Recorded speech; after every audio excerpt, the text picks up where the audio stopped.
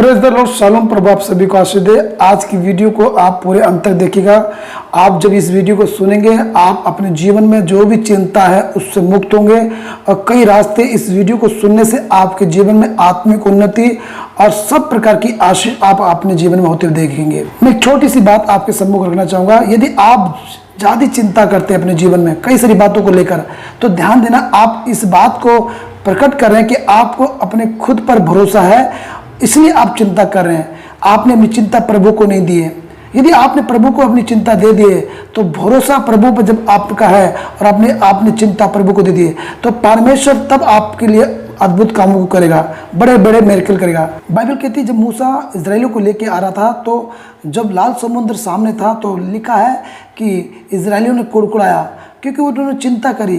क्योंकि चिंता जब होती है तो इंसान कुड़कुड़ाता है, दोषहीन वाली बातें निकालता है। ये सब लोग कुड़कुड़ाए, और क्योंकि पीछे से फिरौन की सेना आ रही थी, आगे लाल समुद्र था, बीच में इजरायली सेना और मूसा थे। परंतु बाइबल कहती है मूसा ने अपनी सारी चिंता यहोवा पे डाल दिया, और देखते हैं कि तब परमेश्वर ने समुद्र को दो भाग कर दिया। यदि आपको ज़्यादा चिंता है और यदि आपने प्रभु पर अपनी चिंता नहीं डाली है, तो आपकी वो समस्या नहीं जाएगी, वो समस्या नहीं टलेगी। परंतु जब आप अपनी चिंता यहोवा पर डाल देते हैं, तब परमेश्वर आपके लिए समाधान करता है। हम एक और वचन देखेंगे, लूका उसका 10 अध्याय उसके 38 पद से लेकर 42 पद तक। यहाँ पर मार्था और मरियम नाम की दो बहनें हैं, और मार्था यीशु मसीह को अपने घर में बुलाती है, और मार्था तो रसोई घर में चली जाती है कुछ खाना पकाने के लिए जो भी, और मरियम जो थी वो यीशु मसीह के चरणों में बैठ जाती है। थोड़ी देर बाद मार्था बहुत घबराई हुई यीशु मसीह के पास आती है और एक बात की शिकायत करती है कि प्रभु, क्या तुझे मेरी चिंता नहीं कि तूने देखा है कि मेरी बहन ने मुझे अकेले छोड़ दिया, अब वो तेरे सम्मुख बैठकर वचन सुन रही है। तब इस बात को सुनकर यीशु मसीह मार्था से कुछ बोलते हैं, कहते हैं, हे मार्था, तू बहुत बातों के लिए चिंता करती है, घबराती है। 41 पद में इस प्रकार प्रभु यीशु मसीह मार्था से बोलते हैं, और 42 पद में यीशु मसीह कहते हैं कि मरियम ने वो उत्तम भाग चुन लिया है जो उससे छीना नहीं जाएगा। अब यहाँ पर बात गौर देने की है कि यीशु ने इस बात को बोला, हे मार्था, एक बार नहीं 2 बार, हे मार्था, तू बहुत बातों के लिए चिंता करती है और घबराती है। तो यहाँ पर जो मैंने प्रभु से पाया है प्रकाशन, ये इस बात को प्रभु बोल रहा था कि यहाँ पर दुष्ट आत्मा काम कर रही है। किसके जीवन में? मार्था के जीवन में। लाई तो है प्रभु को, परंतु कहीं ना कहीं दुष्ट आत्मा वहां पर काम कर रही है, क्योंकि यीशु ने इस एक वचन को बोला 42 में, वो सिद्ध किया कि जो भाग मरियम ने चुन लिया है उससे छीना नहीं जाएगा। तो छीनने का काम कौन करता है? शैतान। लिखा है यूहन्ना 10:10 में, चोर चोरी करने, घात करने और नष्ट करने आता है, परंतु यीशु मसीह आए अनंत जीवन देने, बहुतायत का जीवन देने।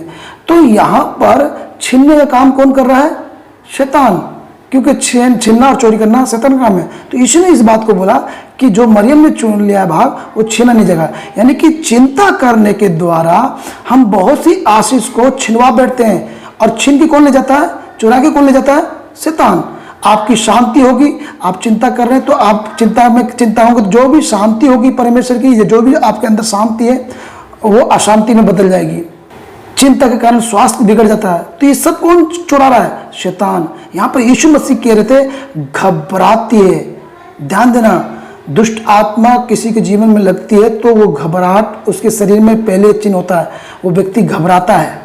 देखिए इस वचन में यीशु का ये बोलना कि मरियम से ये उत्तम भाग छीना नहीं जाएगा, और मार्था को ये बोलना कि तू घबराती है, बहुत बातों के लिए चिंता करती है। ध्यान देना, चिंता एक परिवार के लिए करना जायज़ है, अपने घराने की चिंता करना जायज़ है, उनकी पालन पोषण करना, परंतु बहुत चिंता करना शैतान के हाथों में अपने आप को दे देना है। इसलिए जब इजरायली मिस्र से आ रहे थे तो वो रास्ते में क्या खाएंगे? लहसुन, प्याज और मीट, मांस पाने के लिए वो कुड़कुड़ाने लगे, क्योंकि उन्हें चिंता हुई। तो जब चिंता हुई तो उन्होंने कुड़कुड़ाया और बलवा किया परमेश्वर से, परमेश्वर के दास से। तो बलवा करना किसका काम है? दुष्ट आत्मा का, शैतान का। तो ध्यान दीजिएगा, जब ज़्यादा आप चिंता करेंगे तो घबराएंगे, तो ये चिंता दुष्ट आत्मा के हाथों में कब्जा देना है। इसलिए अपनी सारी चिंता यहोवा पर डाल दीजिए। तो आइए आज का वचन हम सुनेंगे जो परमेश्वर ने कलीसिया दी है, जिसमें परमेश्वर ने मुझे अगुआ ठहराया। उसमें जो हमने वचन को खुदा की महिमा के लिए बांटा है। तो आइए उसे सुनिए और अंत तक सुनिए ताकि आप आशीष पाएं। सो प्रभु आप सभी को आशीष दे। जय मसीह की। एक जोर का जान नारा बोले हालेलुया। आवाज नहीं आई, बोले यीशु मसीह की। ठीक है, परमेश्वर का धन्यवाद है कि फिर से प्रभु हमें आपके बीच में लेके आया। तो आज का जो वचन हम आपके बीच में रखेंगे, आइए हम प्रभु के वचन को निकालेंगे। फिलिपियोस का 4 अध्याय और उसका 6 पद को पढ़ेंगे। यहाँ पे लिखा है, किसी भी बात की चिंता मत करो, परंतु हर एक बात में तुम्हारे निवेदन और प्रार्थना और विनती के द्वारा धन्यवाद के साथ परमेश्वर के सम्मुख उपस्थित किए जाएं। आमीन। यहाँ पे परमेश्वर का वचन बता रहा है फिलिपियों 4:6 में, तुम किसी भी बात की चिंता मत करो। किसी भी बात की। आज जब मैं आप सबके लोगों के चेहरे देख रहा था, आज सबके चेहरे पर भले कुछ नहीं है, सबके हो सकता है आप गर्मी में आए तो चेहरा थोड़ा मुरझाया हुआ लग रहा है, परंतु एक चेहरा सबका बयान कर देता। क्यों दलवीर भाई, आप खुश हैं तो चेहरा एकदम खिला होगा, आप ना खुश हैं तो किसी ने कहा था 6 के मुंह के 12 बज गए। क्या होता है मुंह के 12 बज? तो मुंह के 12 कैसे होता है जानता हूँ, है ना? 12 पे ऐसी सुई तो पहुँचती सीधा, तो मुंह के 12 ये होते हैं। ठीक है, मुंह के 3 बजे, कितने 3 बजे क्या होता है? ये 3 बज रहे हैं हमारे मुंह के, हैं 24 घंटे 3 बजाते रहो। ठीक है, हालेलुया। तो यहाँ पर प्रभु के वचन से आज हम सीखेंगे, प्रभु इस बात को बोल रहा है, चिंता मत करो, किसी भी बात की चिंता मत करो। ठीक है, तो इसलिए विशेष आप सभी लोग ध्यान से सुनिएगा। प्रभु कह रहा किसी भी बात की चिंता मत करो, किसी भी बात की चिंता मत करो, परंतु कुछ काम दे दिए। क्या दे दिए? प्रभु इस बात के लिए कह रहा किसी भी बात की चिंता मत करो। बोलो, किसी भी बात की चिंता मैं नहीं करूंगी। आमीन। मैं नहीं करूंगा। आमीन। अब यहां पर बोल रहा प्रभु किसी भी बात की चिंता मत करना, परंतु एक काम दे दिया। उस काम के बारे में क्या दिया? परंतु विनती के द्वारा, सॉरी, परंतु हर एक बात में तुम्हारे निवेदन होने चाहिए। क्या होने चाहिए? निवेदन होने चाहिए। फिर उसके बाद लिखा प्रार्थना होनी चाहिए। फिर उसके बाद लिखा विनती के द्वारा धन्यवाद के साथ प्रभु के सम्मुख उपस्थित होने चाहिए। यानी कि परमेश्वर के सम्मुख जब मैं आया हूं तो मेरे प्रभु के सम्मुख क्या चीज होनी चाहिए? चिंता नहीं। प्रभु तो कह रहा चिंता मत लेके आना मेरे पास, साफ मना कर रहा है, चिंता मत करो कर रहा। क्यों चिंता के लिए मना कर रहा है? क्या कारण है? यहाँ ये भी वचन कह सकता था कि चिंता ना करो। क्या कह सकता था अवधेश भाई? चिंता ना करो, परंतु यहाँ पे मत चढ़ दिया। मत, 2 प्रकार मत, ये वाला मत भी। चिंता कहाँ होती है? और प्रभु कह रहा मत कर, चिंता मत में मत कर, दिमाग में मत कर। मत करने का मतलब है, चिंता मत करने का मतलब है, एक बच्चे के माता पिता है, मेरा बेटा है जोसू, मेरी बेटी ईसा, क्या उनको चिंता होगी खाने की? क्या कपड़े की? मेरी बेटी चाहे फ्रॉक में घूमे, चाहे मेरा बेटा नेकर में घूमे, उन्हें चिंता नहीं है जाड़ों के कपड़ों की, उन्हें चिंता नहीं गर्मी के कपड़ों की, उन्हें चिंता नहीं रोटी की। उन्हें पता है मेरा डैडी, उन्हें क्या करने से मतलब है? खुरा पाती जो मतलब खेल करना है दिन भर, वो तो खाना खाने के बाद भी खेलते रहेंगे। क्यों नहीं कर रहे? क्योंकि उनको पता है उनके पिता और माता हैं। इसका मतलब है परमेश्वर भी कह रहा है कि चिंता मत करो, यानी कि मैं तुम्हारा पिता हूं, मैं तुम्हारा परमेश्वर हूं। अगर मैं हूं तो तुम चिंता कर रहे हो, तो तुम मुझे इस बात को साबित करो कि मैं हूं ही नहीं। यदि तुम्हारे जीवन में मैं हूं तो चिंता मत करना। आमीन। यदि मेरे जीवन में परमेश्वर है, मैंने प्रभु को पा लिया है, चाहे तमाम तरह की बातें मेरी चारों तरफ घटे हैं, परंतु मुझे चिंता करने की जरूरत नहीं है। भजन संहिता 23 अध्याय में लिखा 4 में, चाहे मैं घोर भरी अंधकार की तराई में, घोर भरी अंधकार की तराई मतलब बहुत सी सारी परेशानी में होकर चलूंगा, चारों तरफ दुख परेशानी है, परंतु हानि से नहीं डरूंगा। परंतु किससे नहीं डरूंगा? हानि से, क्योंकि तू मेरे संग रहता है। यदि प्रभु मेरे संग है तो मैं हानि से नहीं डरूंगा। प्रभु कह रहा डरने की जरूरत नहीं है। इसलिए प्रभु कह रहा मत डरो, मत चिंता करो, मैं तुम्हारी जिंदगी में मौजूद हूं, मैं तुम्हारा पिता हूं। चिंता कौन करता है बच्चा, जानते हैं? मैंने देखा है, मैंने जब बाइबल ट्रेनिंग में था तो मैं एक गली से, शहर की गली से निकल रहा था, तो वहाँ पे बच्चे होंगे 5-5, 6-6 साल के बच्चे, उस कबाड़े में से, कूड़े में से वो छिक्कल थे, केले के उसके खा रहे थे। जिनके माता पिता नहीं है, जो अनाथ बच्चे, उनको चिंता है कल क्या खाना पड़ेगा, कौन देगा, क्योंकि मांग के गुजारा चलना है, उठा के खाना है, क्या पहनेंगे, नहीं तो उसी कपड़े में नंगे हैं तो नंगे ही घूम रहे हैं। उन्हें चिंता है, उनके माता पिता नहीं है। इसी तरह अगर मैंने परमेश्वर को अपना पिता माना है, प्रभु यीशु मसीह को मैंने उद्धारकर्ता माना है, तो मुझे चिंता करने की जरूरत नहीं है। परंतु क्या करना है? चिंता के जगह काम सौंपा, निवेदन करना है। कोई भी काम, कोई भी बात ऐसी जीवन में घट रही है, वो निवेदन लेके पहुंच जाओ। क्या लेके पहुंच जाओ? क्या लेके पहुंच जाओ? आपके कुछ भी काम रुके पड़े हैं या कुछ भी काम करने, वो निवेदन के रूप में रख दो। प्रभु मेरे घर का लिंटर रुका पड़ा है, प्रभु मेरे घर में कार नहीं आई है, बाइक नहीं खरीद पाया हूं, ये निवेदन है। चिंता नहीं रखनी, निवेदन करना, प्रभु मैं असहाय हूं, नहीं हो पाएगा मेरे से, तू इसे कर दे। प्रभु को सम्मुख रहना है। प्रार्थना, फिर क्या है? प्रार्थना के साथ सम्मुख उपस्थित। प्रार्थना मतलब है परमेश्वर से क्या आपकी बातचीत हो रही है? क्या कोई बात परमेश्वर आपसे रोज डेली कर रहा है, रात में सपने के द्वारा, दर्शन के द्वारा? क्या अभी जो मैं प्रभु का वचन बता रहा हूं, ये बात करने का तरीका प्रभु ने मुझे ले लिया है, बिचौलिया बना लिया आपसे बात करने का। क्या प्रभु आपसे बात कर रहा है? चाहे तुम YouTube चैनल पे प्रभु को कोई वचन, प्रभु का दास का सुनो, उसके द्वारा प्रभु आपको छूता है और प्रभु कह रहा तुझे यहां बदलना है, तो प्रभु आपसे बात कर रहा है। यह वचन सुनने के बाद आपने आशीष पाई, हाँ प्रभु तेरा धन्यवाद है, तो ये क्या? परमेश्वर के साथ आपकी वार्तालाप हो रही है, इसे कहते हैं प्रार्थना। आप प्रभु के सम्मुख बैठे हैं, क्या आप उसको सुन रहे हैं? बोल रहे, बोल तो दिया है, परंतु क्या सुन रहे हैं? प्रभु ने कुछ बोला कि ये मत करना, प्रभु ने ये बोला कुछ ये करना है, फिर ठीक है।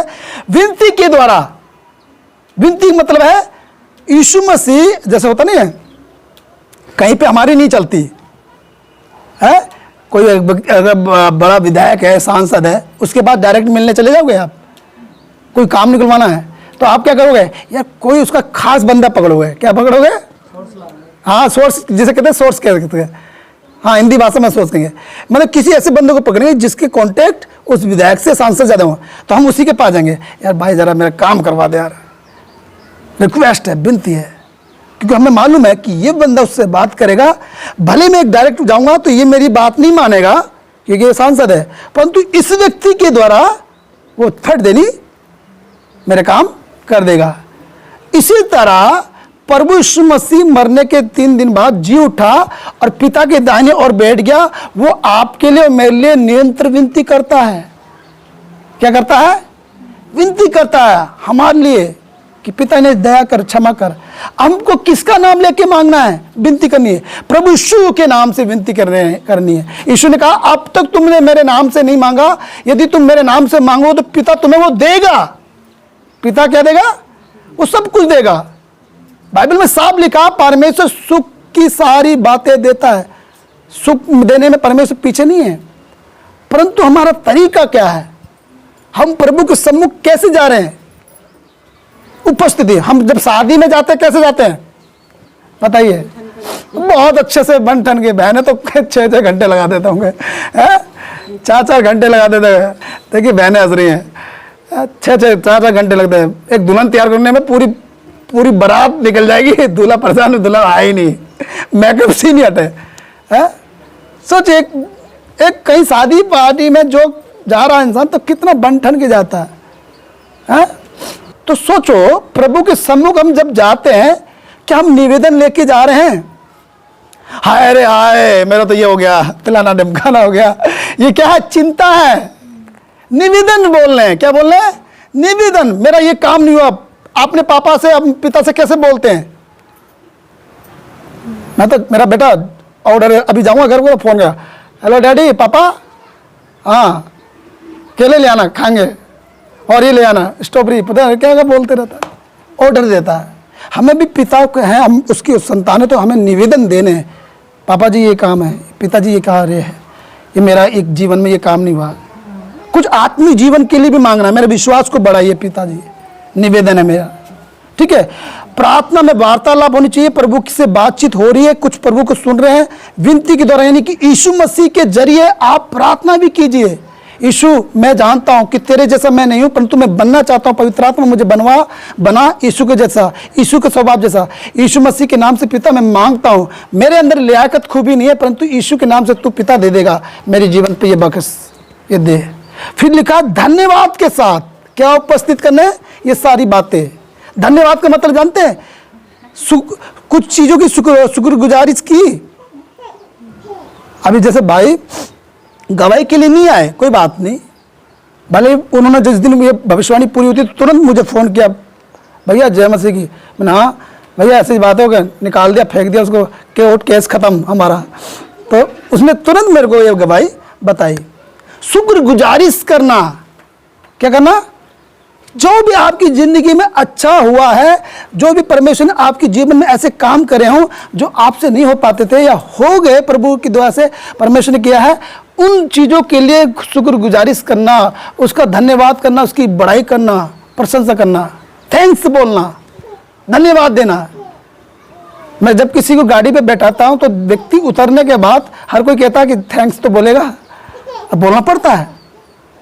और मैं ऐसा नहीं, मैं देखता हूँ कोई व्यक्ति है जरूरतमंद, उसको बैठा लेता हूँ, और जब हमको कोई लिफ्ट देता तो हम भी बोलते थैंक्स, धन्यवाद। मैं तो यहाँ तक कि मेरे घर में जो दूध देने आता है उसको भी धन्यवाद देता हूँ, धन्यवाद यार आपका दूध लाने के लिए, जबकि पैसा दे रहा हूँ, एहसान नहीं कर रहा हूँ, वो मेरा पैसा नहीं कर रहा, परंतु फिर भी धन्यवाद देने से बहुत बड़ी बात है, बहुत आशीष है। जानते हैं, धन्यवाद से यीशु मसीह ने मुर्दा जिंदा कर दिया। क्या कर दिया? धन्यवाद पिता, तू मेरी सुनता, इतना कहा और कहा लाजर फट आ जा, इतना ही बोला। धन्यवाद क्या पिता, धन्यवाद तेरा, रोटी तोड़ी 5000 को खिला दिया। देखो धन्यवाद में कितनी सामर्थ्य है। धन्यवाद ऐसे नहीं, सच में शुक्रगुजारिश करना, सच में हमारा प्रभु है ये जानकर शुक्रगुजारिश करना। देखो धन्यवाद में मुर्दा जिंदा कर दे रहा यीशु मसीह, धन्यवाद में प्रभु 5000 लोगों को 2 रोटी 5 मछली से खिला दे रहा। तो सोचिए कितने बड़े काम धन्यवाद दे रहे हैं हम अपनी जिंदगी में। अरे भाई, भले हमारे 1 महीने से कुछ काम नहीं बने, परंतु हम जिंदा हैं, धन्यवाद है, ये गवाही है। आमीन। तो क्या किसी भी बात की चिंता मत करो, परंतु हर एक बात के लिए तुम्हारे निवेदन होना चाहिए। प्रभु ने ये काम आज आपको सौंपा, ये होमवर्क है आपके लिए, कलीसिया के लिए होमवर्क है आज, ठीक है, कि निवेदन रखो, प्रार्थना करो, विनती के द्वारा धन्यवाद के साथ प्रभु के सम्मुख उपस्थिति किए जाएं। और जानते फिर क्या आगे पद में 7 में, फिर जो परमेश्वर की शांति है, फिर क्या लिखा, जो परमेश्वर की शांति है, जो मनुष्य की समझ से परे है, वो हमारे अंदर आकर यीशु मसीह को सुरक्षित करेगी, जो उसकी प्रति विश्वास है। आमीन। क्या करेगी? परमेश्वर की जो शांति वो हमारे अंदर आकर वो यीशु मसीह के विषय में जो विश्वास है यीशु मसीह के प्रति हमारे मन में वो सुरक्षित करेगी उसको। इसलिए हमें किसी भी बात की चिंता नहीं करनी, किसी भी बात की चिंता नहीं करनी। एक वचन पढ़ूंगा, मैं पढ़ते जाऊंगा। पहला पत्रस 5:7 लिखता है, अपनी सारी चिंता उसी पे डाल दो क्योंकि उसको तुम्हारा ध्यान है। आमीन। बोलो, अपनी सारी चिंता उसी पर डाल दो क्योंकि उसको मेरा ध्यान है। आमीन। देखो प्रभु कह रहा है, अपनी चिंता मुझ पे डाल दो, अपना बोझ मुझ पे डाल दो। मुझे क्या है? तुम्हारा परमेश्वर के पास यीशु मसीह ने कहा कि तुम जब प्रार्थना करो बकबक ना करो। अन्य जाति क्या करती है, सोचती कि ज्यादा बोलेंगे तो उनकी सुनी जाएगी, परंतु तुम्हारे प्रार्थना करते समय प्रभु कहता कि तुम्हारा परमेश्वर पिता जानता है तुम्हारे मांगने से पहले कि तुम्हारी क्या क्या आवश्यकता है। प्रभु जानता है हमारी आवश्यकताओं को। जब प्रभु पता है तो हमें चिंता क्यों करनी? जानते, चिंता एक प्रकार से जैसे शरीर की कैल्शियम चले जाता ना, हमारा शरीर में कैल्शियम होता ना, ताकत होती है, हड्डियों के अंदर सुरमा होता है, जो भी हो वो चले जाता है ना, जैसे इंसान के, ऐसी हमारे विश्वास को खोखला करने के लिए चिंता है। जब शादी नहीं हुई थी, शादी की चिंता, हाँ देखो, जिनकी शादी नहीं हुई वो तो कहेंगे आप सही कह रहे भैया, शादी नहीं हुई थी शादी की चिंता, शादी हो गई तो अब किसकी चिंता, बच्चे नहीं हो रहे, बच्चे हो गए तो उसके बाद मकान की चिंता, फिर चिंता एक दिन चिता में जाती है। क्या, अगर चिंता में ना हटा दो तो क्या बन जाता है, चिता। और चिता के समय भी लोगों चिंता, अरे दाएं मोड़ना बाएं मोड़ना ऐसे लेके जाना है, क्या क्या क्या क्या क्रियाक्रम होते हैं उसमें भी लोग चिंता कर रहे होते हैं। कई लोगों को मैंने देखा शमशान घाट में, वो बंदा चला गया, उसके बारे में कुछ सोच नहीं चल रही, अपने कुछ कामों की चिंता चल रही है। अरे अभी बस नहा के धोके वहां से मैं वहां निकलना। मैंने कहा यार, बंदा 2 वक्त भी किसी को दुख में गया है कि वहां बैठ कर थोड़ा शांति से दे दे, क्योंकि एक दिन बेटा तेरा भी दिन आएगा, तेरे परिवार का भी दिन आएगा, मेरे भी दिन आएगा, तब कौन शांति देने आएगा। समझो मेरी बात को कहने में, किसी भी बात की चिंता मत कीजिए। अब इसका मतलब ये नहीं कि हमारे भैया ने बोल दे किसी बात की चिंता नहीं है, रात में बाहर बिस्तर लगा के सो रहे और बारिश आ गई धड़, अरे हमारे भैया ने बोला किसी बात की चिंता मत करो, सोते रहो। तो मूर्खता नहीं करनी, ठीक है, अपनी जिम्मेदारी से नहीं भागना। कुछ लोग ऐसे भी होते हैं, अरे चिंता नहीं करनी। हाँ, एक बंदा अच्छा खासा नौकरी करने वाला बंदा नौकरी छोड़ के बैठ गया, कह रहा चिंता नहीं करनी, टेंशन नहीं करनी, प्रभु में आनंद ही आनंद है, जो आनंद है। नौकरी करना छोड़ दिया, 3 साल ड्यूटी नहीं गया, और उसके पास जब भी मैं कभी गया मैंने बोला नौकरी कर लो। अरे भैया क्या बात कह रहे हो, प्रभु सब कहे, आकाश के पक्षी को देखो ना, बोते न काटते तो भी खिलाता, हमें नहीं खिलाएगा। वाह भाई, क्षमा करे प्रभु शब्दों में। मैंने वाह, नहीं भागना नहीं है, अपनी जिम्मेदारी अपने कर्तव्यों को करना है। परंतु हाँ, कुछ चीजें ऐसी है जब आप चिंता करते हैं, इस बात को प्रदर्शित करते हैं कि आपका कोई रखवाला नहीं, आपका कोई ख्याल करने वाला नहीं।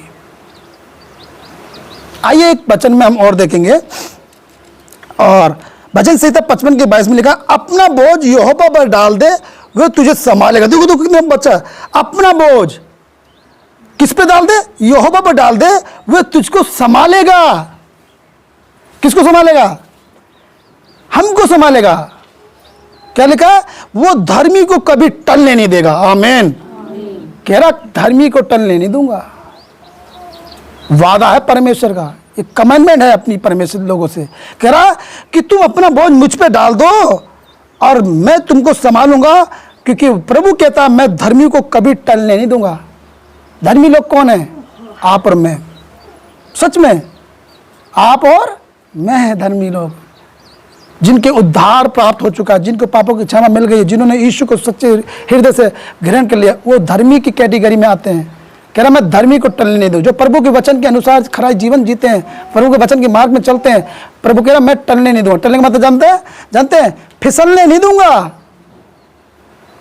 चिकनी रोड होगी जिसमें बर्फ होगी, तुम उस पर भी चलोगे, गिरोगे नहीं। आमीन।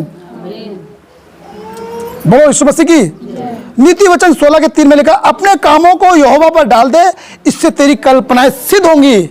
अब यहां पर प्रभु कह रहा अपने कामों को, किसको, अपने कार्यों को किस पे डाल दे, यहोवा पे सौंप दे, इससे तेरी कल्पनाएं सिद्ध होंगी। यानी कि तेरी जो सोच विचार है, जो तू कर नहीं पा रहा है, उसे प्रभु को डाल दे और देख वो सब बातें जो हकीकत में बदल जाएंगी। आमीन। अगर तुम और मैं करेंगे तो वो कल्पनाएं रह जाएंगी, सोच विचार रह ही जाएंगे, परंतु वो पूरे नहीं हो पाएंगे, सिद्ध नहीं हो पाएंगे, पूरी तरह से हो नहीं पाएंगे। यीशु मसीह ने भी बोला, प्रभु यीशु मसीह ने बोला मत्ती उसके 6 और 25 से लेकर 34 तक, यीशु मसीह ने कहा कि अपने शागिर्दों को, अपने चेलों को बोला, तुम क्या खाओगे, क्या पहनोगे, क्या ओढ़ोगे। कहा इस बात को बता, इसलिए तुम खाने पीने की चिंता मत करना, क्योंकि तुम्हारा मूल्य किससे बढ़कर है, पक्षियों से बढ़कर है। कल क्या खाएंगे, क्या पहनेंगे, इस बात की चिंता मत करना। ये अन्य जाति करती है। किसकी, कौन करती है, अन्य जाति करती है। परंतु तुम्हें प्रभु क्या कहता है, तू धर्म राज्य की खोज कर। क्या कर, तू प्रभु से शांति पाने की वाली बातें कर, प्रभु उसके सम्मुख बैठने वाली बातें कर, प्रभु कैसे प्रसन्न होता है, कैसे मैं प्रभु के साथ एक अच्छा समय बिता सकूं, प्रभु के साथ एक अच्छा संबंध बना सकूं, वो खोज कर। तो ये सब वस्तुएं जो अन्य जाति खोज रही हैं वो तुझे मिल जाएंगी। आमीन। फिर प्रभु कह रहा है इसलिए कल की चिंता मत कर, कल की चिंता कल खुद कर लेगा, आज के लिए तो आज का दुख काफी है। कल की चिंता, कल का मतलब है कल का दिन किसने बनाया? आज का दिन भी परमेश्वर यहोवा ने बनाया। हम कहते हैं ना, आज का दिन यहोवा ने बनाया है, हम इसमें आनंदित हो, आनंदित हो। तो कल का दिन भी किसने बनाया है? प्रभु ने। प्रभु खुद कह रहा है कि कल का दिन कल की चिंता कर लेगा। कल का दिन जिसने बनाया वो खुद आपकी चिंता करता है, फिक्र करता है। एक छोटा सा उदाहरण दूंगा। परमेश्वर ने सब कुछ बनाया, उसके बाद आदम और हवा को बनाया। पहले आदम हवा को नहीं बनाया। उसे पता था लाइट चाहिए, चंद्रमा दे दिया, सूरज दे दिया। उसे पता था पेड़ पौधे रंग बिरंगी चीजें बना के देनी है, ताकि ये मेरी वस्तु को देखकर, मेरी सृष्टि को देखकर उसमें काम करे, उसकी रक्षा करे, आनंदित हो। उसके आने से पहले प्रभु ने सब कुछ बनाया, उसके खाने के लिए अच्छे अच्छे फल पौधे बनाए। परंतु आदम था और आदम की वाइफ, इन्होंने दोनों ने मिस्टेक कर ली, उल्लंघन करा आ गया, और पाप करने के कारण अदन की वाटिका से निकल गए। बोलो यीशु मसीह की।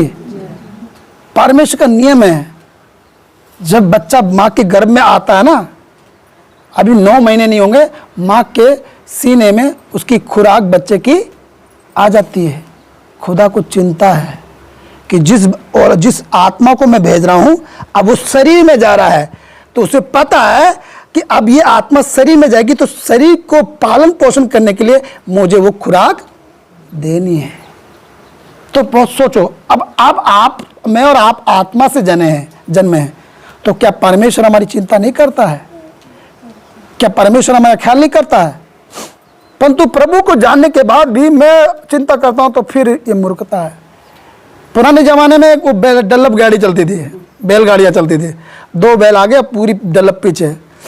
तो ऐसी कुछ एक किस्सा घटा, बताते हैं पुराने जमाने का, कि एक बहन थी, बहुत बड़ा कठरा बोझगा उठा के चल रही है। तो डल्ला वाले भाई ने बोला, बैल और गाड़ी वाले चलाने वाले ने, उसने देखा बहन बहुत बड़ा बोझ लेके जा रही है, तो उसने कहा बहन रुक, अपना बोझ मेरी बैलगाड़ी में रख दे और मेरी बैलगाड़ी में बैठ जा, ताकि तुझे आगे तक मैं पहुंचा दूं जहां तुझे उतरना होगा। तो बहन ने क्या करा, अपने बोझ के साथ उस बैलगाड़ी पर जाकर बैठ गई। और बोझ कहां था जानते हैं? उसके सर पे था। तो कुछ लोग वचन प्रचार सुनने के बाद भी बोला चिंता, अभी निकलते ही समय, अरे यार जूते नहीं ले जाए खरीदे हैं, वो नहीं, ये सब बातें चलने लगेंगी। है बोझ डाल दो प्रभु के पास, सरेंडर कर दो, अपने आप को खाली हो जाओ। आज अभी जब मैं आ रहा था, रास्ते में था, मैं जब किसी की जनाजा देखता हूँ या मैयत देखता हूँ किसी भी धर्म के लोगों का, तो अभी जा रहे थे कंधे पर उठाकर, मैंने देखा वही बात आई, वचन का प्रचार यही था, सारी चिंता खत्म है, सुकून से बंदा फिट रहेगा। है शरीर में तो चिंता, आत्मा को चिंता है में कभी? आत्मा क्या खाती है जानते हैं? बताइए क्या खाती है आत्मा? है कुछ नहीं खाती ना, शरीर खाता है। क्या खाता है? शरीर खाता है। क्या खाता है? रोटी। शरीर खाता है, हाँ चाय पानी रहता है, ठीक है। शरीर क्या पहनता है? कपड़े, ठीक है। और क्या हो सकता है? कपड़ा पहनता है, खाता है। अब हाँ शरीर, अब आत्मा क्या खाती है बताओ? आत्मा भी तो खाती है। क्या खाती है? परमेश्वर का वचन लिखा है। प्रभु यीशु मसीह ने कहा कि मेरी बातें, मेरे वचन जीवनदायक आत्मा है। क्या कहा यीशु मसीह ने? कि मनुष्य रोटी से जीवित नहीं रहेगा, परंतु परमेश्वर के मुख से निकले वचन से जीवित रहेगा। वो किसके बारे में बोल रहा है? आत्मिक विश्वास, आत्मा के प्रति। हम जब वचन को लेते हैं तो आत्मा हमारी मजबूत होती है। हम आत्मा का वचन खाते हैं, वचन को जब लेते हैं, उससे सीखते हैं, उस पर मनन करते हैं, तो हम आत्मिक भोजन खा रहे हैं। आत्मिक कपड़ा क्या है हमारा? आत्मा का कपड़ा क्या है? कभी सोच विचार कर, इसकी चिंता नहीं होगी क्योंकि वो शरीर बहुत ज्यादा प्रभावशाली है? शरीर का कपड़ा, आत्मा का कपड़ा क्या है? शरीर का तो कपड़ा हमने देख लिया, आत्मा का कपड़ा क्या है जानते हैं? जाते मेरा अनुमान है, बाइबल में लिखा है कि स्वर्ग में जब गए बड़ी दावत थी, यानी कि स्वर्ग का बता रहा है एक दृष्टांत कि स्वर्ग में क्या हुआ। तो एक दृष्टांत बताया कि एक राजा ने बड़ी पार्टी करी, सबको बुलाया और सब खाना खा रहे थे उस दावत में। तो एक भोज, जो दावत की भोज थे उसमें एक नियम था कि सबको एक ही कपड़े पहनने थे। तो वो जो कपड़े थे वाले कपड़े पहन के नहीं आया जो वहां पर बुलाए गए थे।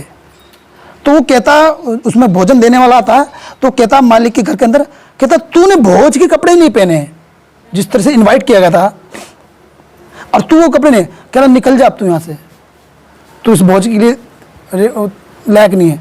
उसे तुरंत वहां से निकाल दिया। क्या मतलब है? आत्मा के कपड़े पहने कभी? शरीर में बहुत अच्छे कपड़े पहने परंतु आत्मा में तो हम निवस्त्र हैं।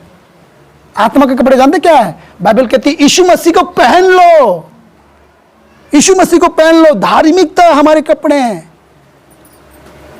यीशु मसीह पे विश्वास करना, यीशु मसीह के अनुसार चलना, यीशु उद्धार करता है, यही बात है जो यीशु को पहन लेना है।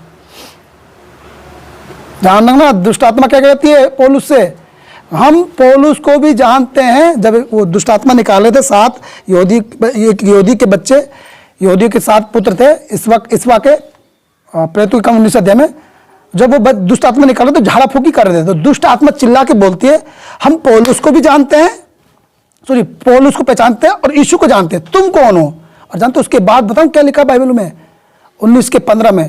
उन दुष्ट आत्मा ने जो निकाल रहे थे दुष्ट आत्मा को, दुष्ट आत्मा वाले व्यक्ति ने उनको पकड़ा और उनके सारे कपड़े निकाल के उन्हें निस्त्र भगा दिया। इसका मतलब जानते क्या है? वो जानती थी कि इनके धार्मिक, इनके आत्मिक कपड़े इन्होंने नहीं पहने हैं, इन्होंने आत्मिक कपड़े नहीं पहने। वो पहचान गई थी। दुष्ट आत्मा बहुत तेज, तभी तो आ जाती है। अभी निकाली थी, अभी घुस गई। उसे पता है क्यों दुष्ट आत्मा फिर स्त्रियों के ऊपर कूदती है, क्यों दुष्ट आत्मा ये जब भी कोलकाता केस हुआ क्या था, हमने प्रार्थना, हम लोग अभी बीते दिनों प्रार्थना नहीं कराई थी कि ये दुष्ट आत्मा आकाश में घूमती रहती हैं, ऐसे केस करने के लिए उस्काती हैं, हत्या करने के लिए, लड़ाई झगड़ा कराने के लिए, ऐसे करें। और हम क्या कर रहे थे? प्रार्थना करते। और जैसी इस प्रार्थना को हमने 6-8 महीने पहले करके हटे, 6-8 महीने के बाद हुई केस सुनने को मिला। क्या लिखा? किसी भी बात की चिंता मत करो, हर एक बात में परमेश्वर के सम्मुख निवेदन धन्यवाद रखो। क्या करते हैं?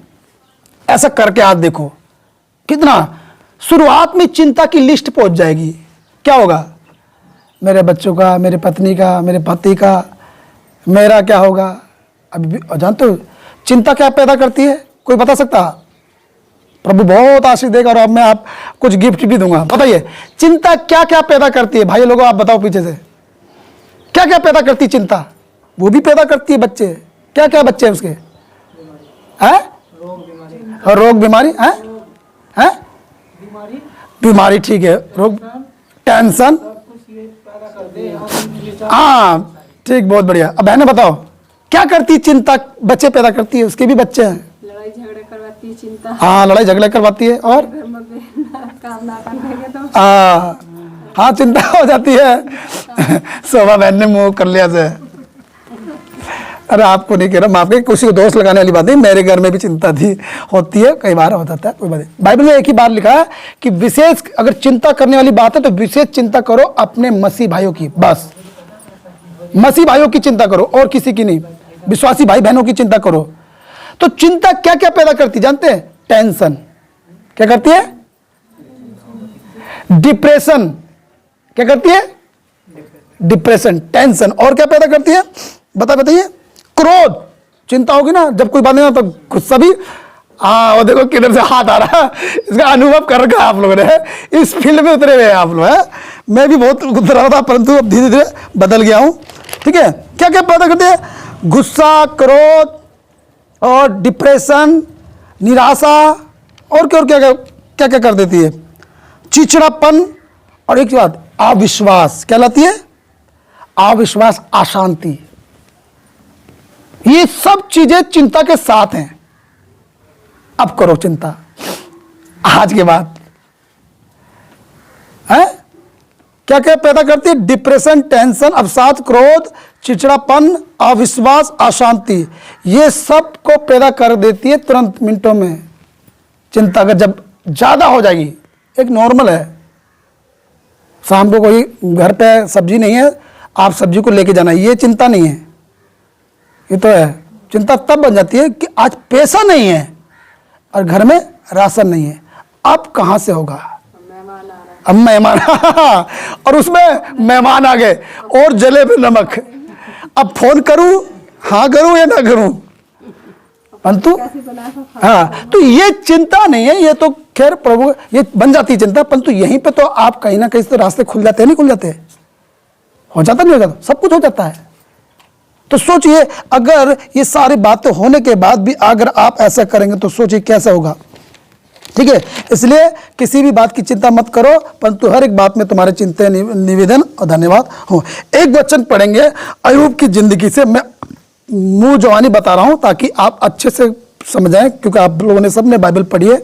अय्यूब की जिंदगी में चिंता हुई। क्या चिंता हुई? अय्यूब की परीक्षा हुई, पहली परीक्षा अय्यूब के 2:9 में लिखा है कि उसके बच्चे मर गए।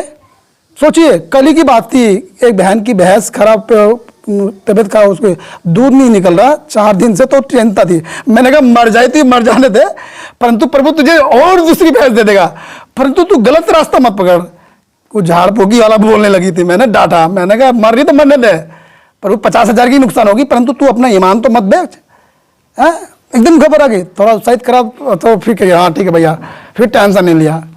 तो नहीं तो वो सब आसपास वालों ज्यादा टेंशन दे देते, कुछ तो आस पड़ोस के लोग चिंता दे देते हैं, है ना।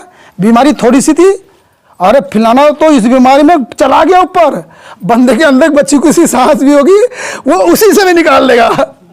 अरे इसलिए हाँ भैया, आसपास के तो और ज्यादा बंदे को मार देते हैं। ये व्यक्तिगत गवाही है। मेरे बड़े भाई साहब की जब शादी, एक रिश्ता हुआ था, तो उनके जो ससुर थे गुजर गए, और गुजरने से पहले क्या थे, जब मैं उनके पास गया तो टीबी की बीमारी थी, तो मैं उनके साथ बैठा, तो मैंने उनको बोला, इतनी बोला, अरे ये बीमारी तो मेरे को भी हुई थी। हाँ मेरे को भी हुई थी, और मैंने कहा प्रभु की दया से मैं ठीक हुआ, प्रार्थना और चंगे हुए। अरे ये तो कुछ भी नहीं, आपसे ज्यादा भयंकर मैं था। और देखिए भूख खुल गई बंदे की, जब आप अच्छी बातों से उत्साहित करेंगे, चिंता दूर करने वाली बात करेंगे। तो मैंने कहा अरे इससे तो भयंकर बीमारी मेरे को थी, और मैं तो ठीक हुआ प्रभु की दया से, मैं प्रार्थना करूंगा। और ऐसे कह के मैंने उन्हें जब उत्साहित किया, तो मैं जब जाने लगा तो जानते क्या कहते हैं अपनी वाइफ को कि अरे कहाँ जा रहे हो, रोटी बनाओ। तो मैंने कहा मुझे खाने की भूख नहीं, मैं जा रहा हूँ। शाम की बात थी, क्योंकि प्रभु के दास के साथ सेवा करता था। मैंने कहा सेवा ले जाना, कहीं नहीं रुक जाओ, कह रहे अरे तुम्हारे बहाने मैं 1-2 रोटी खा लूंगा। और मैंने कहा बाबा। तो उनकी वाइफ कही अरे भाई रुक जाओ, ये तो कई दिनों तक रोटी नहीं खा रहे, बस जूस ही पी रहे हैं 1-2 महीने से, पतले सुबले। अरे भूख खुल गई इनकी, आओ देखो। और इस मेरे से पहले आके लोगों ने क्या बोला होगा, कुछ तो मुंह उतार लेंगे, गया बंदा है, और कुछ ने तो मुंह पे बोल देगा अरे बचेंगे नहीं। तो क्या होगा, बंदे के बच्चे कुछ प्राण। हम तो जैसे मैंने उनको उत्साहित किया, उनकी भूख खुल गई। देखो चिंता में सबसे पहले ये भी होता है, एक और चीज पैदा होती है, क्या हो जाती है, भूख खत्म हो जाती है, मर जाती है। अय्यूब की जिंदगी से देखेंगे, अय्यूब की जिंदगी में बच्चे मर गए और संपत्ति, ऊंट, भेड़, बकरी और सब कुछ नष्ट हो गया। और जानते हैं अय्यूब को चिंता नहीं हुई, उसकी,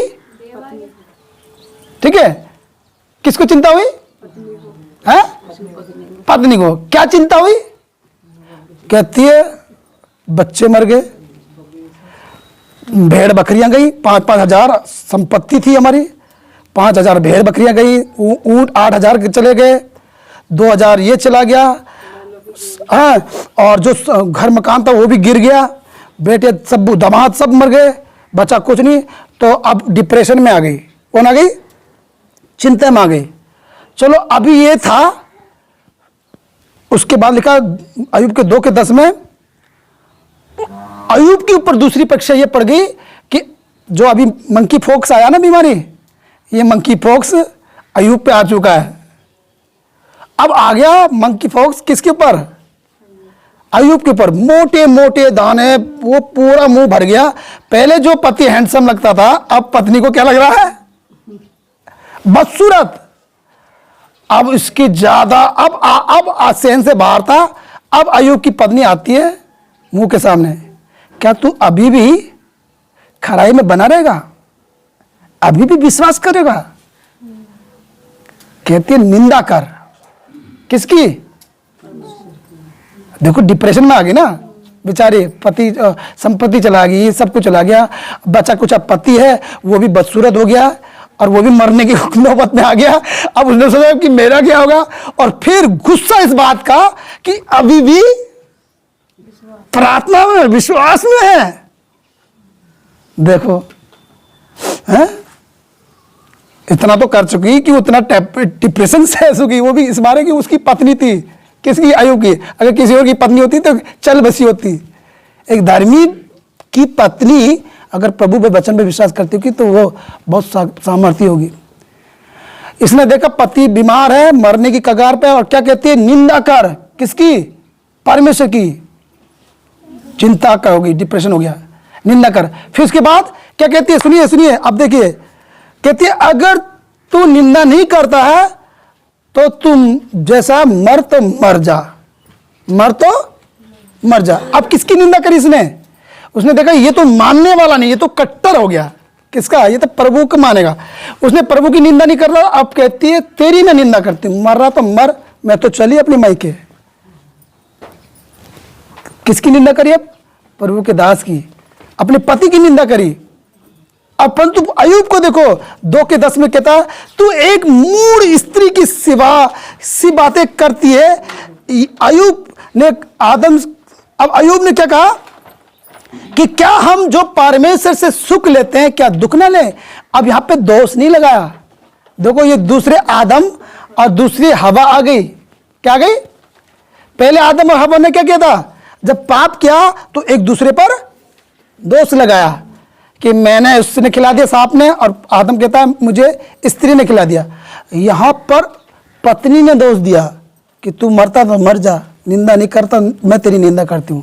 तू बेवकूफ है, तू नालायक है, बेकार इंसान है कि जो अभी भी तू परमेश्वर विश्वास कर रहा है। ऐसे कह के चल दी। परंतु क्या कहता है? मैं तो माँ के गर्भ से निवस्त्र आया था, निवस्त्र। डोंट वरी, बी हैप्पी, मैं तो मजे में हूं, कोई फर्क नहीं पड़ता। यह होती है विश्वास वाले व्यक्ति की, जो प्रभु पे ईमान करता है। जो ईमान रखेगा ना अच्छा सच्चा, वो चिंता मुक्त रहेगा हमेशा, डिप्रेशन टेंशन में नहीं आएगा। कहता डोंट वेरी, चिंता मत कर, प्रभु से हमने माँ के गर्भ में से आया था नंगा, नंगा चले जाऊंगा, कोई बात नहीं, प्रभु धन्य है। बस क्या है? प्रभु धन्य है, परमेश्वर की महिमा हो। कहती है बे कैसा इंसान है। और फिर जब उसकी पत्नी उस पर टॉर्चर देती, अब टॉर्चर करी, टॉर्चर क्यों मान रहा? टॉर्चर कर रही है, घोस रही है, वो तो चाबुक घोस रहे, कह रही मर जा तो मर जा, तेरे साथ रखे क्या फायदा, एमपी फॉक्स, मूंगी फॉक्स है। अब क्या कहता है? तो मूढ़ स्त्री के समान, दो दोस्त नहीं करा, तू एक मूढ़ स्त्री के समान, क्यों वो ऐसा बोल रही है? एक ये नहीं बोल कि तू मूढ़ स्त्री है, दोष नहीं लगा रहा अपनी पत्नी पर, जैसे आदम ने दोष लगाया था कि देखो दूसरा आदम कैसा निकला। दूसरा आदम तो यीशु मसीह को कहता है, परंतु अगर देखा जाए कि शैतान ने अगर उसके बाद परीक्षा करी तो एक गंभीर परीक्षा करी है अय्यूब की, हिला दियाला, पूरी तरह से झुगोड़ दिया उसने। कहता फिर क्या बोलता अपनी पत्नी को, अरे जिस परमेश्वर से सुख लिया है क्या दुख ना ले?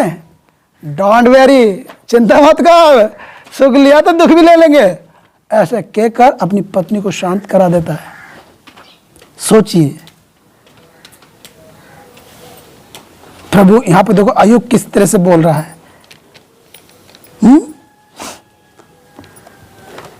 अब सोचने वाली बात है। और इसके बाद अगर हम वचन को आगे पढ़ेंगे, अय्यूब अब इतना थोड़ा बहुत शांति बैठा हुआ था, अपने फोड़े फुंसियों पर मिट्टी का ठेला लेता, खुजाता। जानते उसकी हालत ऐसी हो गई थी, थूक भी अगर निकलता था ना तो उसमें भी दर्द लगता था उसको। ऐसा दुख से निकला है। मैं आज आपको उत्साहित करना चाहता हूं, कौन सा आपको दर्द है जो आपके गले से नीचे नहीं उतर रहा? कितना बड़ा दुख है जो आप सहन नहीं कर पा रहे? क्या अय्यूब से ज्यादा सहन कर पाएंगे? ऐसी कौन सी बड़ी चिंता है जिसे करके आप एक सुई का घड़ी बढ़ा दो आगे, या अपने सफेद बाल को काला कर दो, या बाल काले को सफेद कर दो? जब हम इतना सा काम नहीं कर सकते, यीशु ने कहा, तो चिंता करके क्या फायदा? सब अपने समय पे हो जाएगा, परंतु उसके लिए आप प्रार्थना करो। बोलो यीशु मसीह। अय्यूब अभी बैठ के अपनी पत्नी को शांत किया है, उसे जवाब दे दिया। उसके बाद उसके 3-4 दोस्त आ जाते हैं और आकर, जानते जले पे जैसे नमक रगड़ते ना, ऐसे रगड़ मार रहे हैं उसकी। क्या तेरे अंदर ही खोट है बेटे? क्या तू ही है, तू खोटा इंसान है। इतनी बड़ी विपत्ति किसी भी नहीं आती। जिसके बच्चे मर गए, जिसके वो मर गए, फलाना मर गए, ढिमकाना मर गए, सब कुछ हो गया, नुकसान हो गया है। तू ही है खोट इंसान, तूने कोई बुराई कर रखी है, ऐसा बोला। देखो किसने? और ये भी सगे मित्र हैं इसके, कि तेरे अंदर पाप है, बुराई है, इसी कारण ये विपत्तियां आई, ये फोड़ा बीमारी आई। परंतु जानते लास्ट में लिखा है, परमेश्वर का कोप भड़का अय्यूब के दोस्तों पे, कहा मैं अभी तुम्हें खत्म कर दूंगा, अभी नष्ट कर दूंगा तुम्हें। तुमने बहुत बोल दिया। किसको? अय्यूब को। उल्टा सुल्टा बहुत बोला है। अभी तक वो मेरे साथ खराई में बना है, अब जल्दी से पश्चाताप करो, नहीं तो मैं तुम्हें भस्म कर दूंगा। तब वो कहते हैं प्रभु माफ कर। कह रहा मैं ऐसे नहीं माफ करूंगा, जाके बुलाओ अय्यूब को, वो प्रार्थना करेगा तब माफ करूंगा। जानते लिखा अय्यूब ने प्रार्थना करी अपने दोस्तों के लिए, माफ कर गुनाह के। और जानते उसके बाद लिखा अय्यूब का जितना गया था उसका 4 गुना लौट आया। आमीन। आप अपनी जिंदगी में मत को कभी कोई चीज को कि खत्म हो गई, आपने खुद ही खत्म कर दिया ऐसा बोल के। ये बोल दो कि चला गया है, लौट के आएगा डबल के साथ। आमीन आमीन। ये मत कहो कि ये खत्म हो गया। खत्म करने का शब्द बताऊं, ये शब्द आपने मुंह से बोल दिया, खत्म हो गया, नाश हो गया। वचन में लिखा है चोर चोरी करने आता है, नाश करने आता है, घात करने आता है। शैतान को बोला है यीशु आया जीवन देने और बहुतायत का देने। आपके जीवन में कुछ चला गया है, कुछ आपको लगा संसारिक नजर में वो हो सकता है, ये बीमारी, ये परेशानी ठीक नहीं हो सकती, ये खत्म कर चुका है, ये नाश हो चुका है। परंतु ऐसा मत बोलो, ऐसा बोलो अभी गया, चला गया, लौट के 4 गुना आएगा। आमीन। अगर दुख आपकी जिंदगी में फाटक में घर में घुस गया है तो ये बोलो उस दुख ने मेरे घर में से सुख लेके गया, तो परंतु प्रभु यही दुख में अब सुख 4 गुना लेके आएगा। आमीन। चिंता क्यों करूं? किसी भी बात की चिंता मत कीजिएगा। आज मैं इस बात का धन्यवाद देता हूं, कहीं ना कहीं मेरी गवाही इसमें थोड़ी फिट हो जाती है। थोड़ी कहूंगा, अय्यूब के समान नहीं, थोड़ी फिट हो जाती है। जब भी मैं भी कभी कुछ बात होती है तो मैं प्रभु की ओर जब त्यागता हूं तो मैं तुरंत फ्री माइंड हो जाता हूं। मेरा फोकस किसकी तरफ है? यीशु मसीह की तरफ फोकस है, उसके वचन की तरफ है, तो कभी चिंता नहीं। अभी परसों नरसों में बाइक से जा रहा था, हाफ नेकर पहना खड़ा, ऐसे ही जा रहा था, अचानक से पीली आई, होती नहीं पीली मक्खी सी आके ऐसी पता नहीं इधर गई थे, ऐसे मारा डंक और करके किल्ली निकली। और भाई साहब आगे गाड़ी चल रही है ना, बैग ऐसे पाऊँ सीधा ही कर दिया ना, पाऊँ ओ अब क्या करूँ, गाड़ी भी छोटी सी था, ऐसे हाथ हो गए। और उतने उसी दर्द में मैंने उस दर्द को महसूस कर लिया कि यीशु ने कैसे काटे, कैसे कोड़े खाए होंगे। प्रभु सीधा मैं उसी पे आ गया, मेरी तो सीधा लाइन उसी पे आ जाती है। कोई भी दर्द दुख है, प्रभु तूने कैसे 39 कोड़े खाए होंगे। ओह प्रभु, सहन नहीं हो पाया मेरे को। और जानते तो एक चीज मैंने सीखी, जब वो दुख जो दर्द था ना, जब आराम पड़ा तो सुकून भी बड़ा होता आया। आमीन। जब वो दर्द कम हुआ ना तो इतना सुकून मिला कि प्रभु धन्यवाद। आपके जिंदगी में अगर दुख है तो दुख को बढ़ावा चिंता से मत दीजिए। किसी की तारीफ करो, वो आपके पास से जाएगा है? या आपकी सुनने से कान फेर लेगा? बुराई करोगे तो नहीं सुनेगा, परंतु उसकी तारीफ करोगे तो कान लगा हुआ है। अब चिंता की आप बड़ाई करोगे, कैसे करोगे? जब चिंता की आप बड़ाई करोगे, 24 घंटे चिंता ही चिंता करो, तो चिंता भी करिए मेरी बड़ाई हो रही है, अरे क्यों जाऊं इसके घर से निकल के, इसके सर पार, इसको लेके पार, इसके सब पर बैठ जाऊं, है? फिर डिप्रेशन ये सब पैदा हो जाएंगे, ये बीमारियां, ये रोग पैदा हो जाएंगे। परंतु जब आप चिंता नहीं करोगे, आप प्रभु की बातें करोगे, अरे नहीं, डोंट वेरी, चिंता मत करो, प्रभु ने कहा है, ऐसे ऐसे बोलो, उसके कान भेरे हो जाएंगे चिंता के, रास्ते बंद कर दोगे आप। बहुत सी तकलीफों के रास्ते खोले हमने, जिसे बंद भी हमें करना है। आमीन, यीशु के नाम से आमीन। लिखा यीशु मसीह के वचन में। अब मैं आपको बोलता हूं, अय्यर नाम का एक व्यक्ति था, वो यीशु के पास आता है कि यीशु मेरी बेटी मरने पर है, तू चल और हाथ रखना ताकि वो जीवित रहे। इतना बोलता यीशु चल देता है। देखो कितना प्रभु हमारा मान है, चल देता है। अब वो जब चलने लगता है तो पीछे से एक स्त्री उसके वस्त्र को छू लेती है और वो चंगी हो जाती है, और प्रभु उसी की गवाही सुनने में रुक जाता है। इतने ठीक है, इतने में अय्यर जो आराधनालय का सरदार था, उसकी बेटी मर जाती है। उसके सेवक आके यीशु के पास बोलते हैं अय्यर से कि तेरी बेटी मर चुकी है, प्रभु को दुख ना दे। और यीशु ये सुनते ही एक बात बोलता है, अय्यर केवल विश्वास रख। क्या बोलता है? केवल तू क्या रख? विश्वास रख। और उसके बाद चलने लगता है और जाकर जिंदा करता है। अब यहां पे यीशु ने केवल विश्वास रख वाली बात बोली। क्या बोली? केवल विश्वास रख। इसका मतलब वो यीशु के पास विश्वास के साथ, किसके साथ आया था? नहीं, विश्वास के साथ तो आया था, परंतु विश्वास के साथ क्या लेके आया था? जल्दी चल। हाँ, नहीं उम्मीद तो ठीक है बहन, उम्मीद तो बहुत बढ़िया है, उम्मीद तो रखनी है, आशा तो रखनी है, परंतु साथ में क्या लाया था? चिंता की। यीशु तू जल्दी चल ताकि तू हाथ रखे। परंतु एक 12 साल की स्त्री जिसने डॉक्टरों से दुख उठाया था और बीमारी उसकी ठीक नहीं हुई थी, लहू बहने का रोग था, वो और पतली दुबली हो गई थी, और वो अपने मन में कहती थी कि जिस दिन मैं वस्त्र को छू लूंगी यीशु के, चंगी हो जाऊंगी। अब देखो यहां पे सोचने वाली बात है, वो पतली दुबली है, रोग नहीं है, परंतु वो रोज कहती थी अपने मन में कि जिस दिन मैं वस्त्र को छू लूंगी चंगी हो जाऊंगी। अब लिखा है कि जिस दिन यीशु वहां से निकला है तो वो अय्यर के घर जा रहा है, परंतु अय्यर के घर पहुंचने से पहले ये स्त्री उस भीड़ में पहुंच गई और यीशु के वस्त्र को छू लिया, और छूने के बाद वो चंगी हो चुकी है, ठीक हो चुकी है। यीशु कहता है मेरे में सामर्थ्य निकली, किसी ने मुझे छुआ है। तो यीशु के चेले बॉडीगार्ड का काम कर रहे थे क्योंकि भीड़ यीशु के ऊपर गिरी थी। तो यीशु के चेले कहते हैं अरे यार प्रभु कैसी बात कर रहा है, अभी मैं आपको वचन बता रहा हूं, चिंता मत करो किसी भी बात की। तो आपको लगा कैसी बात कर रहे भैया, चिंता तो हो जाती है। यहां पे बॉडीगार्ड भी कह रहे हैं यीशु के चेले कि प्रभु तू कैसी बात कर रहा, भीड़ तो तेरे ऊपर गिरती है और तू कहता किसने छुआ? तब प्रभु कहता कि मेरे में से सामर्थ्य निकली है। और तब वो स्त्री सामने आती है, उसकी भलाई होती है, उसकी बड़ाई होती है। प्रभु कहता जा कुशल से बची रहे। अब जानते हैं यहां पे एक बात सोचने वाली होती है, ये स्त्री जिसको चिंता होनी चाहिए थी कि मैं पतली दुबली हूं, मरने के कगार पे हूं और भीड़ बहुत है, अगर मैं उस भीड़ के नीचे चली गई तो दब के मर जाऊंगी, है दब के, परंतु इसे चिंता नहीं है। डोंट वेरी, प्रभु का वस्त्र छूना है बस, प्रभु के वस्त्र को छूना है बस, चंगी हो जाऊंगी। आमीन आमीन। वो अपने मन में अपने विश्वास से बातें करती थी। भाई सुनिएगा, अभी मैं बताऊं, उसे कोई और नहीं मिला बात करने के लिए, गप्पे शप्पे करने के लिए, जैसे आजकल की बहनें गप्पे शप्पे मारती 4 औरतों के साथ, उसे कोई नहीं मिला क्योंकि उसके साथ कोई बैठता नहीं होगा तो कौन मिलेगा।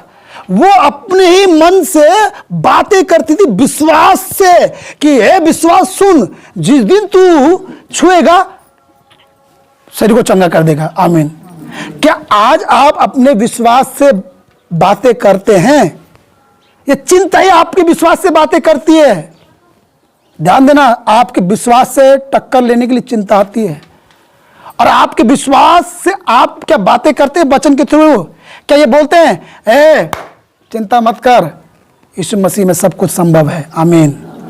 क्या आपने विश्वास से ऐसे बात बोलते हैं? बोले हे विश्वास चिंता मत कर, यीशु मसीह में सब कुछ संभव है। आमीन। सब कुछ संभव है। आमीन। जब आपकी चारों तरफ ऐसी कुछ बातें लगी उस समय बोलें विश्वास चिंता मत कर, यीशु मसीह में सब कुछ संभव है। किसी भी बात की चिंता मत कीजिए प्रियो, हर एक बात में निवेदन होने चाहिए, हर बात में तुम्हारे क्या होने चाहिए, प्रार्थना विनती होनी चाहिए। एक वचन और बता के मैं प्रार्थना करने जाऊंगा। कितने लोगों को सही लग रहा है वचन? ठीक जा रहा है? कुछ फ्री हो रहे माइंड से, कुछ दिमाग से फ्री हो रहे, हल्के हो रहे हैं, माइंड में रिफ्रेश आ रहा है, क्योंकि वचन गांठ गांठ और गुदे गुदे को अलग करता है। एक और वचन बताते हैं, मार्था और मरियम, ये बहुत फेमस है, हर पास्टर की, हर प्रभु के प्रचारक की, हर एक नई विश्वास के नई बहन या विश्वासी भाई बहन जब प्रचार करेंगे तो इस पर जरूर करेंगे, करते देखा प्रभु आशीष दे। लिखा मार्था यीशु को अपने घर लेके आई और मरियम घर में बैठी हुई थी। मैं इतना समझता हूं, जो थोड़ा सा अनुमान लगा रहा हूं कि शायद क्योंकि मार्था ही बाहर का काम संभालती होगी ज्यादा, मरियम शायद घर का काम करती होगी, रसोई का। अब जो रसोई को चलाने वाली जो रसोई का घर का सारा सामान किधर उधर का है, वो जानने वाली तो बैठ गई यीशु के चरणों में, और जो बाहर का काम करने वाली थी वो घुस गई, तो मामला गड़बड़ ही हो गया। मामला तो दिल की खुशी थी मार्था को कि प्रभु आए, कुछ चटपटा हाँ खिलाऊं, चले आए कुछ बनाऊं, और घुस गई जाकर वहां पर, और वो बना रही है, परंतु वहां पर लिखा है वो घबरा गई अकेली से, अपने आप को अकेला देखकर, जानकर, और वो बड़े गुस्से में आई यीशु के पास, कहती क्या यीशु तुझे मेरी चिंता नहीं, क्या तुझे हमारा ख्याल नहीं, देख मेरी बहन ने मुझे अकेला छोड़ दिया है और मेरी सहायता भी नहीं करनी। तो एक बात यीशु ने बोला, हे मार्था तू बहुत बातों के लिए चिंता करती है और घबराती है। क्या बोला? हे मार्था तू बहुत बातों के लिए, देखो इसका मतलब प्रभु ने कहा कुछ बातों के लिए करना जायज है। मैंने बोला ना, कुछ कामों के लिए आप कुछ प्लान बना रहे हैं तो ठीक है, परंतु प्लान से ज्यादा चिंता बना रहे तो बेकार है। क्या प्रभु क्या बहुत बातों के लिए चिंता करते और फिर घबरा जाती है। एक बात उत्तम है कि मरियम से यह भाग छीना नहीं जाएगा, इसने उत्तम भाग चुन लिया है। अब देखिए आज की डेट में, अब प्रभु ने एक देखा जाए तो बीमारी बता दी। क्या बता दी? जब चिंता होती है तो क्या होता है, कौन सी बीमारी आती है? डिप्रेशन है, उसके साथ और बताते हैं बीपी हाई हो जाता है। क्या हो जाता है? हाँ, किसी का लो भी हो जाता है, बीपी हाई या लो। जब चिंता होती है तो बीपी हाई हो जाता है, हार्ट अटैक की नौबत भी आ जाती है, और ज्यादा चिंता होगी तो ब्रेन हेमरेज की होने की भी प्रभु ने संकेत दे दिए हैं। तो बहुत बातों के लिए घबराती है, बहुत बातों के लिए चिंता करती है, परंतु एक उत्तम भाग है जो मरियम से छीना नहीं जाएगा। चिंता किसको करनी चाहिए थी कि प्रभु यीशु मसीह घर में आए? घर का काम करके किसको देना चाहिए था? मरियम को देना। चाय किसको देनी थी? मरियम को देनी चाहिए। पानी किसको देना था? मरियम को। परंतु वो तो फ्री माइंड हो गई कि प्रभु आए, बैठो प्रभु के चरणों में। लिखा वचन सुन रही थी। इसका मतलब क्या है? आप दुनिया में काम करो, सफलता प्राप्त करो, परंतु वचन सुनते रहो। आमीन। परमेश्वर के वचन की रोटी लेते रहो, रोज दिन रोज सुबह शाम रोटी खाओ और सारे काम करो, आपको सफल बनाएगा प्रभु। आमीन। परमेश्वर ने 10 आज्ञा क्यों दी? उसमें यह आज्ञा क्यों दी कि तुम 6 दिन काम करना, 7वें दिन क्यों बोला? प्रभु को पता है कि 7 दिन तुम काम करोगे हाइपर हो जाओगे। जानते, मैंने ड्यूटी करी है एसडीएम के साथ, तहसीलदार के साथ। जब उन पे ज़्यादा दबाव आ जाता ना, प्रेशर, तो कार को लेते थे और एक अच्छी सी तालाब है हमारा उधर को, क्या कहते हैं वो कुंड होता है, क्या कहते हैं, डाम झील, कहता हूँ वहाँ चल, और पूरा 6 चक्कर घुमाएगा, 7 चक्कर घुमाएगा, फ्रेश हो जाएगा तब आएगा। और रियल में आप देखना, अपनी आधी से ज़्यादा चिंता को निपटाने के लिए ये कुदरती है। प्रभु यीशु ने क्या कहा? देखो, अगर तुम्हें चिंता हो रही है ना, देखो आकाश के पक्षी को, ना वो बोते ना काटते तो भी खिलाते हैं। देखो उस पेड़ को, ना वो कुछ कपड़े नहीं पहनता, फिर भी परमेश्वर उसको कपड़े पहनाता है, कैसे बढ़ते चले। इसका मतलब क्या है कि जब कुछ बातें हो तो आप नेचुरल कुछ चीजें देखो, हरियाली देखो, आपके माइंड एकदम रिफ्रेश हो जाएगा, चिंता मुक्त हो जाएगा, फ्री माइंड हो जाएगा, आप अच्छा महसूस करोगे। साइको की बीमारी नहीं होगी, साई को बीमारी भी हो जाती ज़्यादा चिंता करने से, परंतु जो मसीह में है वो हंसमुख रहेंगे। आमीन। बाइबल में लिखा कि वो अपने लोगों को हंसमुख रखता है, बेफिक्र रखता है। अभी भाई कह रहे थे फिक्र ना कर तो फिक्र ना कर, खुदा ने कहा तू फिक्र ना कर। बोले फिक्र ना कर तो फिक्र ना कर, खुदा ने कहा तू फिक्र ना कर। आमीन। इसका मतलब है हमें चिंता नहीं करना, क्योंकि हमारा परमेश्वर जीवित परमेश्वर है, और जीवित प्रभु के साथ अगर हम रहते हैं तो हमें चिंता करने की जरूरत नहीं है। आइए हम थोड़ी देर प्रार्थना में समय बिताएंगे।